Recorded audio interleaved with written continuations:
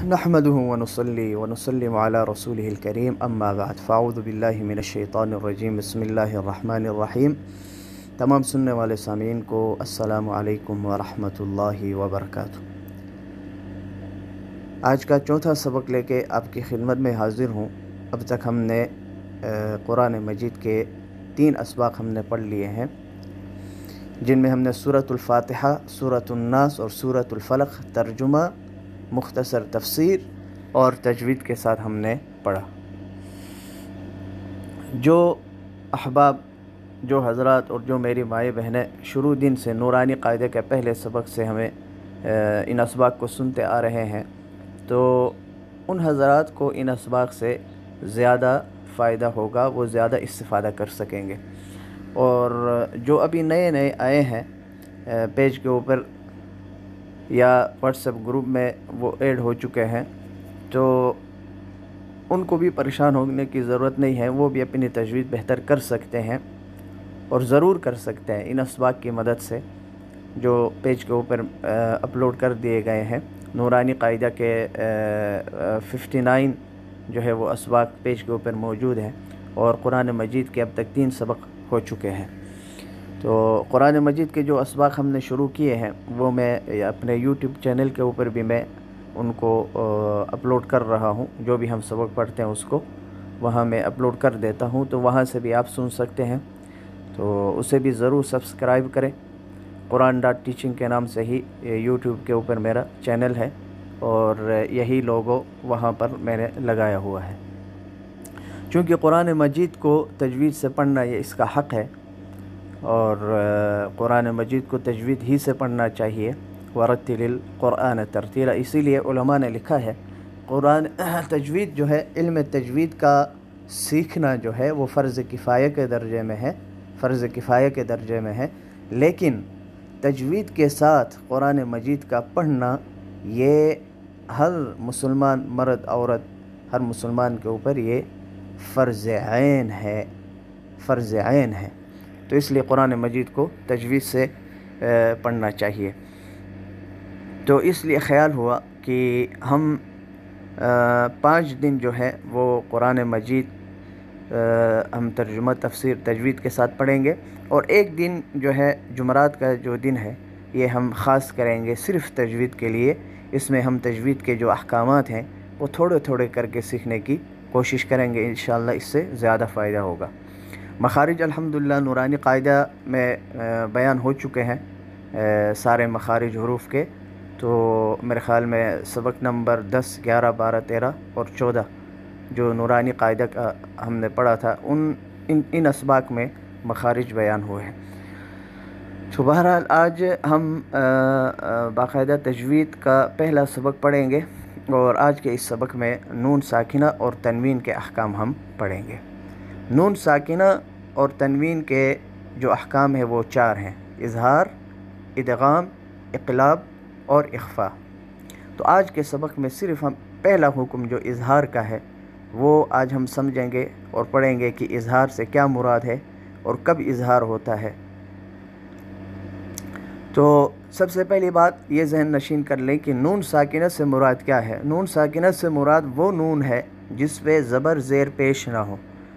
जो नून इन तीनों हरकत से खाली हो उसे नून साकिना कहा जाता है। और तनवीन से मुराद आपको मालूम है कि तनवीन 2 ज़बर, 2 ज़ेर और 2 पेश को कहते हैं।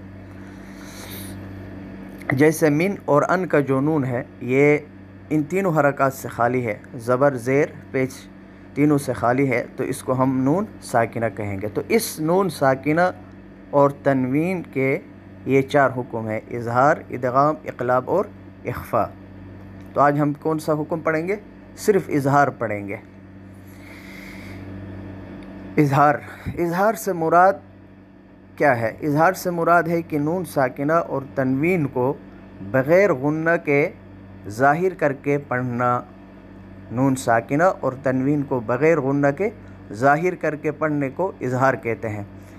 और कब इनको ज़ाहिर करके पढ़ा जाता है? जब इनके बाद 6 हुरूफ़ हलक़ी में से कोई हरफ आ जाए। जब नून साकिना और तनवीन के बाद 6 हुरूफ़ हलक़ी में से कोई हरफ आ जाए, خواہ ایک کلمہ میں ہوں یا دو کلمے میں، دو کلموں میں ہوں۔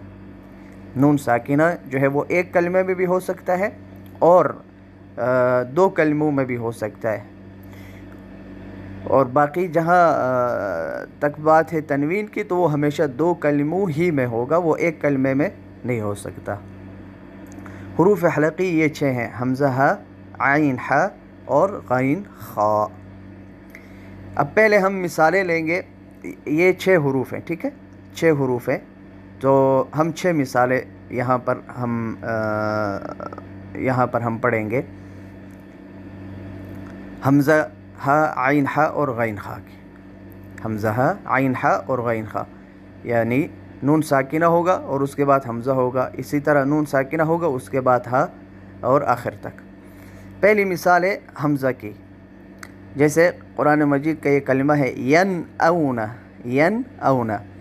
اب یہاں پر دیکھیں یہ نون جو ہے زبر زیر پیش سے خالی ہے، تو یہ نون ساکنہ ہے اور ایک کلمے میں ہے، اور نون ساکنہ کے بعد حروف حلقی میں سے یہ حمزہ آیا ہے، تو یہاں پر اظہار ہوگا۔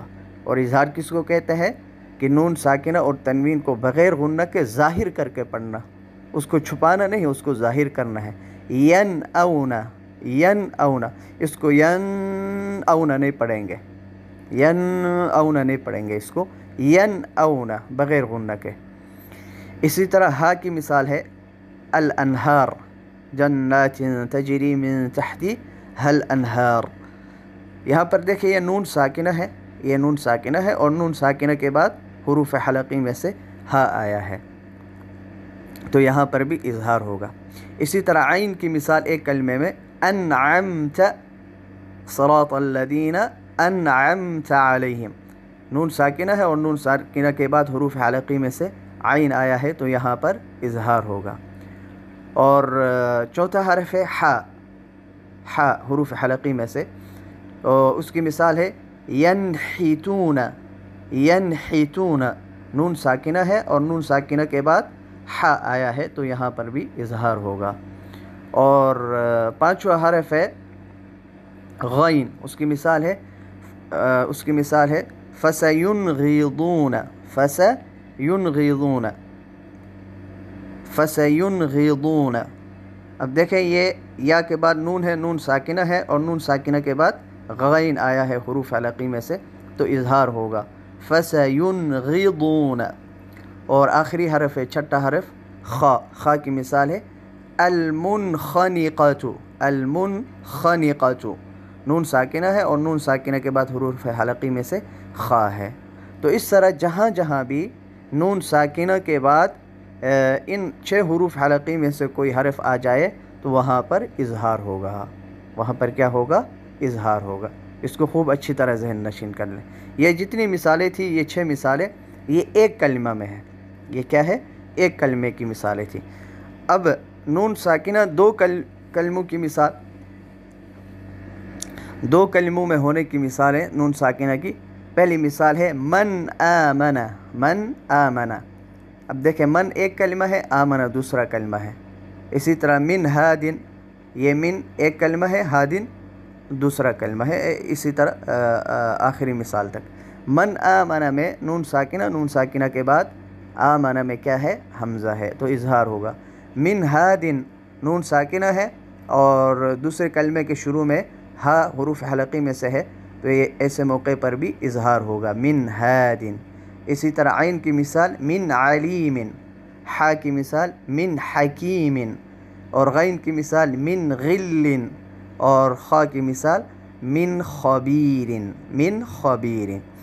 تو جہاں جہاں اس طرح آپ کو قرآن مجید میں ملے کہ نون ساکنہ ہو اور نون ساکنہ کے بعد دوسرے کلمے کے شروع میں حروف حلقی میں سے کوئی حرف آ جائے تو وہاں پر کیا ہوگا؟ اظہار ہوگا۔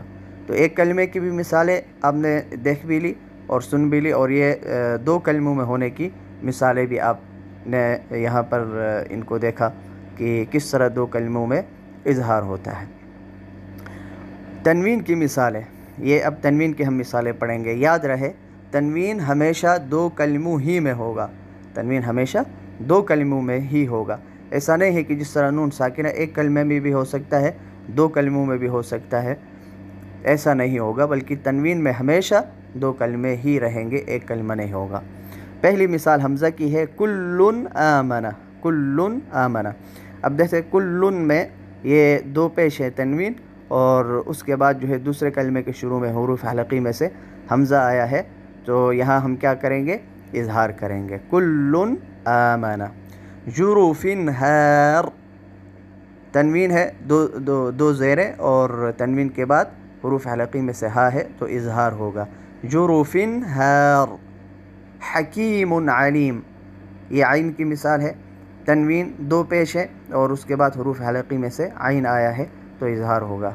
من حکیم خبیر، من حکیم خبیر۔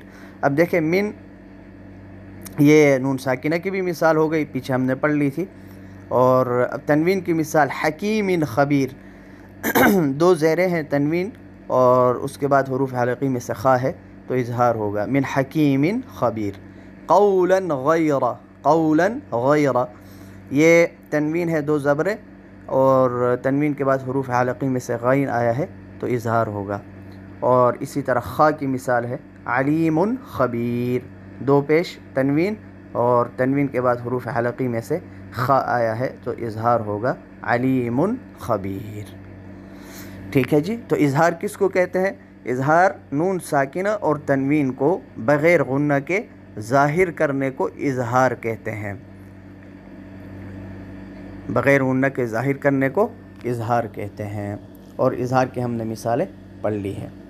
اور اظہار کب ہوگا؟ جب نون ساکنہ اور تنوین کے بعد، نون ساکنہ یا تنوین کے بعد حروف حلقی میں سے کوئی حرف آ جائے، اور 6 حروف حلقی ہیں، حمزہ ہا، عین حا اور غین خا۔ اب ہم تھوڑا سورۃ الناس اور سورۃ الفلق میں ہم دیکھتے ہیں کہ وہاں پر کسی کلمے میں اظہار کا حکم آیا ہے یا نہیں۔ سورۃ الناس کے اندر ہم دیکھ سکتے ہیں کہ اظہار کا کوئی حکم نہیں ہے، ہاں اخفاء کا حکم موجود ہے، وہ انشاءاللہ جب ہم اخفاء پڑھیں گے تب ہم اس میں دیکھیں گے۔ اور سورۃ الفلق کے اندر دیکھتے ہیں کہ اظہار کا حکم کہاں آیا ہے۔ بسم اللہ الرحمن الرحیم، قل اعوذ برب الفلق من شر ما خلق ومن شر غاسق اذا وقب۔ اب دیکھیں یہاں اظہار ہوگا، غاسق تنوین ہے اور تنوین کے بعد حروف حلقی میں سے حمزہ آیا ہے۔ یہ جو الف ہے، الف اگر بغیر حرکت کے ہو تو وہ الف ہوگا، اس پہ کوئی بھی حرکت آ جائے تو پھر وہ حمزہ شمار ہوتا ہے، زبر زیر پیش ساکن کچھ بھی آ جائے تو وہ کیا ہوگا؟ حمزہ، اسے حمزہ کہا جاتا ہے۔ تو یہ تنوین ہے اور تنوین کے بعد حروف حلقی میں سے حمزہ آیا ہے، تو یہاں اظہار ہوگا، غاسق اذا وقب، بغیر غنہ کے ظاہر کر کے پڑھیں گے۔ وَمِن شَرِّ النَّفَّاثَاتِ فِي الْعُقَدِ وَمِن شَرِّ حَاسِدٍ إِذَا حَسَدَ۔ اب دیکھیں حاسد اذا حسد میں بھی اظہار ہوگا، اس لیے کہ تنوین ہے حاسد، یہاں تنوین ہے اور تنوین کے بعد حروف حلقی میں سے حمزہ آیا ہے، تو گویا سورۃ الفلق کے اندر دو جگہوں پر اظہار کا حکم ہے، ایک غاسق اذا وقب اور دوسرا حاسد اذا حسد۔ امید ہے آپ کو یہ اظہار کا حکم سمجھ آ گیا ہوگا، اس کو خوب اچھی طرح سمجھیں، اور جہاں جہاں اس طرح سے آ جائے تو وہاں آپ کو سمجھ جانا چاہیے کہ یہ اظہار ہے، اور اظہار کہتے ہیں بغیر غنہ کے ظاہر کر کے پڑھنا۔ اللہ رب العزت سے دعا ہے کہ اللہ کریم تجوید کے ساتھ قرآن مجید سیکھنا اور قرآن مجید کو سمجھنا اور اس پر عمل کرنا یہ ہمارے لیے آسان بھی فرمائے اور ہمیں توفیق بھی دے۔ السلام علیکم ورحمۃ اللہ وبرکاتہ۔